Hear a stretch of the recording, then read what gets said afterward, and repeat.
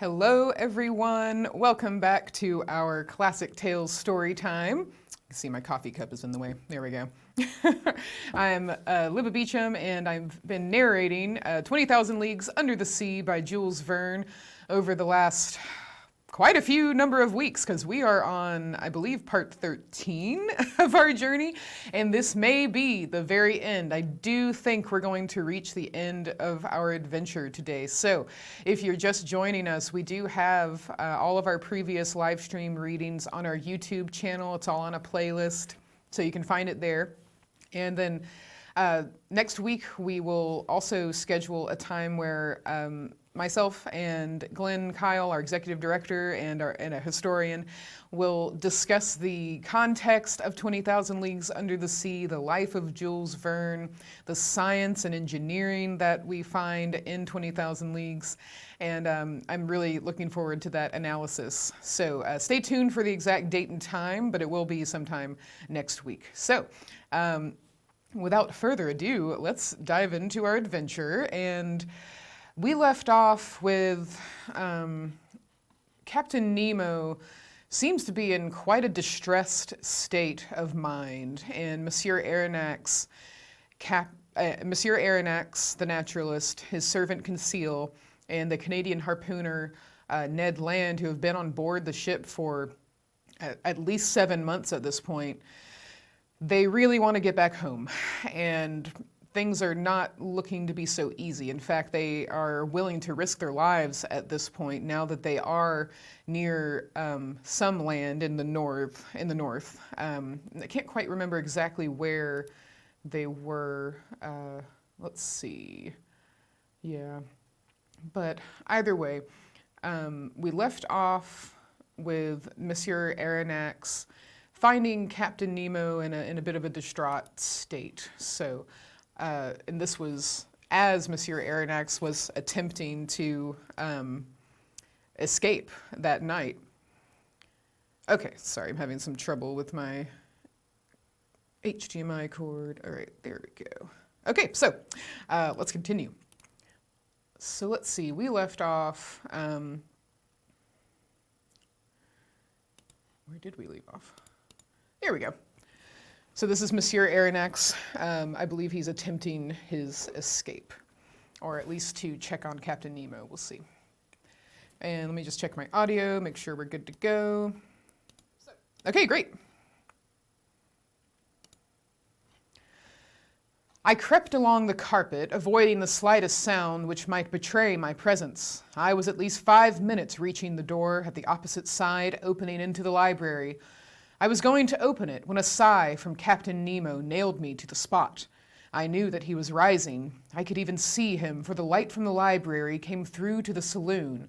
He came towards me silently, with his arms crossed, gliding like a specter rather than walking. His breast was swelling with sobs, and I heard him murmur these words, the last which ever struck my ear. Almighty God, enough, enough. Was it a... Excuse me, my book is disappearing. All right, looks like I'll have to read this. Okay, if it goes out one more time, I'll just read it on my laptop. Let's try this again.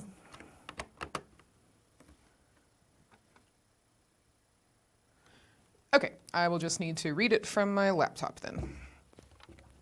Nothing shall stop our adventure. Okay, here we go. I heard him murmur these words, the last which ever struck my ear. Almighty God, enough, enough. Was it a confession of remorse which thus escaped from this man's conscience? In desperation, I rushed through the library, mounted the central staircase, and following the upper flight, reached the boat. I crept through the opening, which had already admitted my two companions. Let us go, I exclaimed. Directly. Oh, goodness. Sorry I'm having so much trouble with this. Let us go, I exclaimed. Directly, replied the Canadian. The orifice in the plates of the Nautilus was first closed and fastened down by means of a false key with which Ned Land had provided himself. The opening in the boat was also closed. The Canadian began to loosen the bolts which still held us to the submarine boat. Suddenly, a noise was heard. Voices were answering each other loudly. What was the matter? Had they discovered our flight? I felt Ned Land slipping a dagger into my hand. Yes, I murmured, we know how to die. The Canadian had stopped in his work, but one word many times repeated, a dreadful word, revealed the cause of the agitation spreading on board the Nautilus. It was not we, the crew, were looking after. The maelstrom! The maelstrom! Could a more dreadful word in a more dreadful situation have sounded in our ears? Let's see what a maelstrom is. A powerful whirlpool in the sea or river. Okay. We were then upon the dangerous coast of Norway.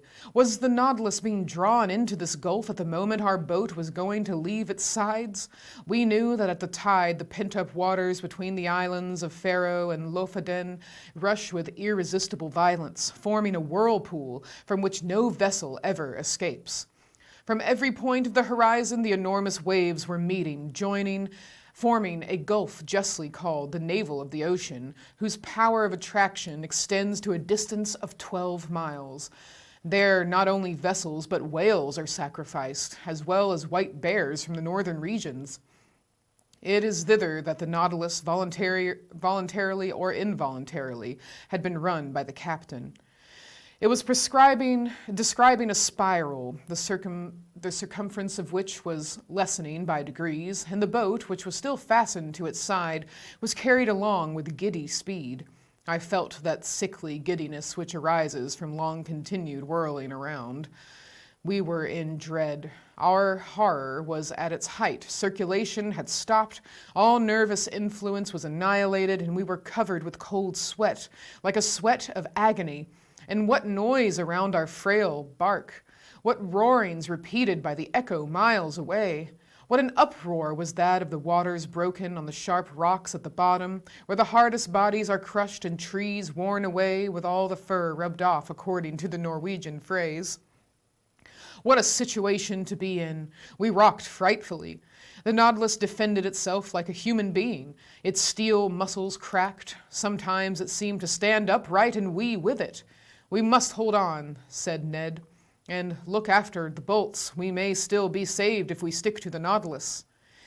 He had not finished the words when we heard a crashing noise. The bolts gave way, and the boat, torn from its groove, was hurled like a stone from a sling into the midst of the whirlpool. My head struck on a piece of iron, and with the violent shock I lost all consciousness. Chapter 23, Conclusion. Thus ends the voyage under the seas.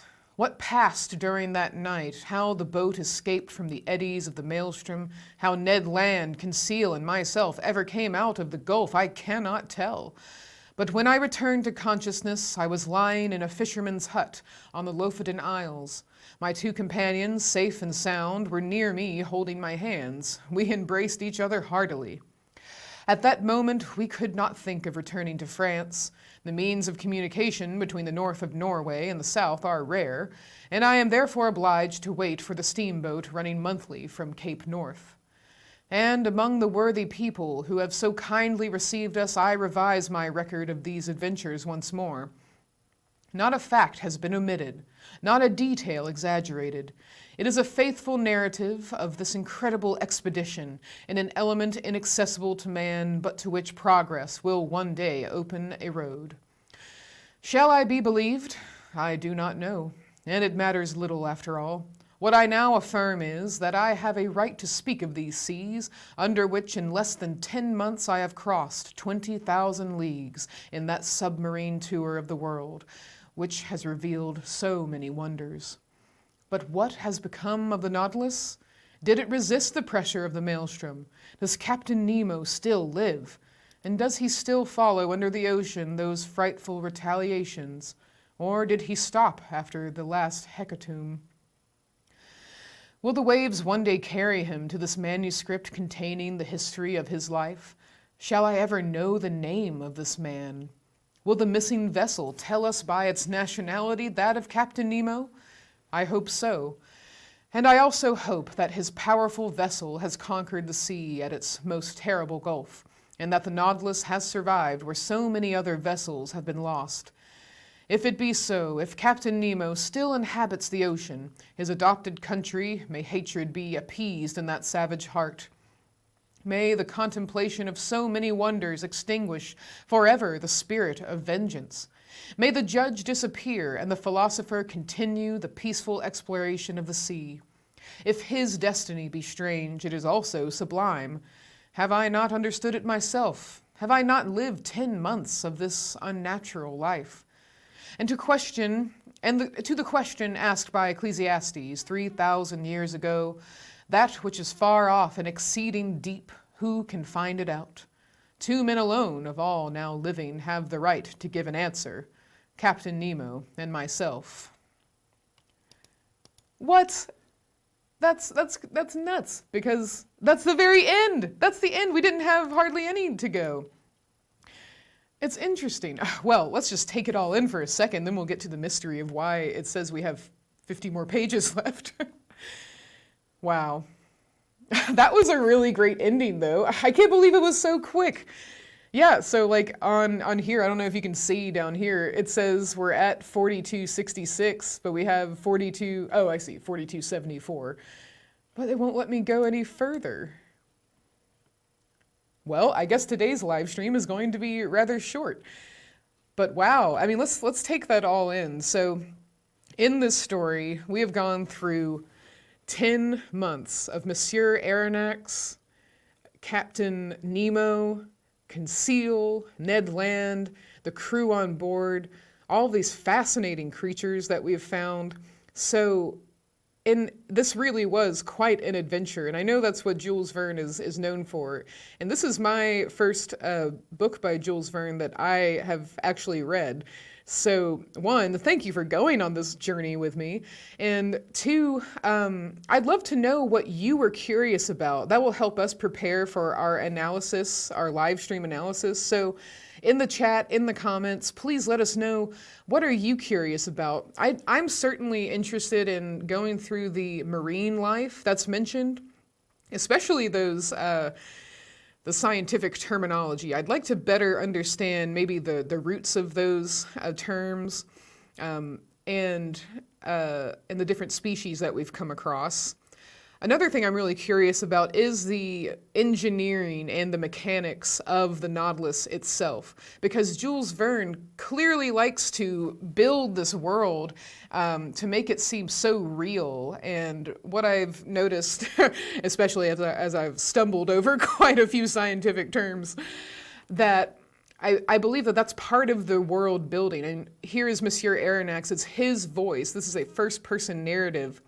So, of course, to a naturalist, this information is very important to the account that he's writing. If this was not a first-person account, it would be fairly easy to not go into all of the details of the marine life, but I feel like that gives us a scientific perspective on everything in this story. So not only the marine life, but the physics behind the engineering.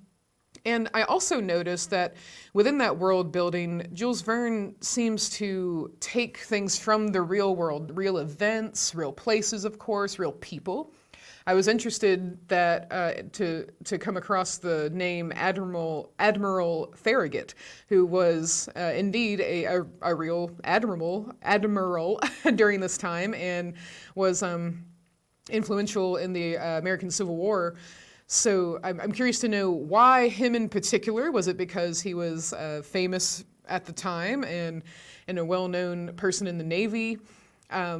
Why not go with a fictional character like Captain Nemo, if he is fictional? But there's so many elements that really make this world feel real and from a very specific perspective. So please let me know in the comments what you would like us to focus on. I definitely want to know more about the life of Jules Verne. I know that he's a French author, and certainly in the realm of science fiction, but I honestly don't know a lot about him. So I'm looking forward to learning more about his life and what drew him to these types of stories that really take the real world and allow us to imagine what ifs. What if Atlantis really did still exist? What if something like the Nautilus was out there? And something that we'll talk about even more is the way that Jules Verne can build suspense. I felt that in the very beginning, of course, we think that we're going out into the seas to find this great narwhal or some kind of monster, and to have that twist where we find out that this is not a monster at all, but this is a machine. I think really speaks to the curiosity of the time that this is written, because this is a time when science is picking up speed, especially when it comes to engineering military vessels and military equipment right after the Civil War. So you can tell that there was a lot of excitement about that, and bringing that into the story was and leading up to all those moments that we were anticipating something to happen and then wondering how do they get out of this situation. Because of course we know that because this is a first-person narrative, this is an account, and it doesn't just end. We know that there is an end in sight, that there's some kind of conclusion where Monsieur Aronnax is going to conclude his report of this entire journey, and he's speaking in the past. So we know that he survives these situations, but they just seem so insurmountable at some points. I think my greatest feeling of anticipation and urgency was probably when they were all trapped in the South Pole with those walls of ice and the iceberg. I thought it was really interesting how they they used engineering, they used mathematics to figure out how much time they had left, and what it would take to actually break through the ice wall, and then that twist of a moment where they use even more engineering to use the Nautilus itself to break through the ice. I thought that was really cool. All right, well, I'm going to stop blah, blah, blahing because we've got tons to talk about when Glenn is here next week to talk about the historical context of the time surrounding this book, Jules Verne's life, the analysis, and of course, we'll also talk about and get lots of pictures to show the types of marine life and corals that were found. So I'm really looking forward to that. What a surprise that we got to end it so quickly, but thank you for joining me on this adventure. It's so great to get to the end of a book. I mean, you know, there's a lot of excitement, and then there's just that feeling of, wow, we did it. And please let us know if there is a book in the public domain that you think we should read that would be really great for our family audiences. Please let us know in the comments, and we would be happy to suggest that. And of course, do consider getting a digital membership, because we have our first digital members program happening tomorrow. And that is with poet, actress, and educator Ciara Richardson. She is going to present a live stream program on African American poetry and also lead a poetry lesson. So if you've ever been curious about, you know, where do I even begin with writing my own poetry, writing spoken word pieces, then Ciara is going to give you a really great lesson tomorrow on that, as well as some awesome history about African American poetry and the poets in America, like Langston Hughes and Maya Angelou, as well as a few others. So please join us tomorrow, but keep in mind you do have to be a digital member. So I will put that in the stream here. There we go. Memberships are as low as $3 a month or $35 for the year. If you are facing a financial strain at this time, and even that much is a bit to worry about, then please let us know. You can email us at historycenter@brenau.edu. Just let us know, and we will send you an invite, and you can gain access for free for our digital programs. All right. Hey, well, thank you, Jonathan. Thank you, Farah. Hey, Farah, if you're just joining us, you'll have to back up because I didn't realize that we had so little to go to the end. My Kindle told me otherwise. So, yeah, so please go back if you were just joining us. All right, so my copy of this book was translated differently, so it's been really interesting to compare. Oh, thank you. Thanks so much. It was a great book. Thank you, thank you. Hey, Rashid. If you're just joining us, we finished the book already. So once the live stream ends, you can go back to read the very tail end of our adventure. And yeah, do keep in mind that we're going to have our context live stream next week. And I will make a post about that as well as a post in the event itself so everyone's informed. All right, well, thank you again. This was really fun, and let me know what our next classic tale should be. It just needs to be a public domain book, family-friendly public domain book. And we of course love to go for the classics that maybe people have heard about, but they may have not taken the time to read yet. So do let us know in the comments what you would like us to read. Okay, that's all for now. I hope to see you tomorrow for our digital members program. If not, check our schedule because we do have general audience programs happening next week as well.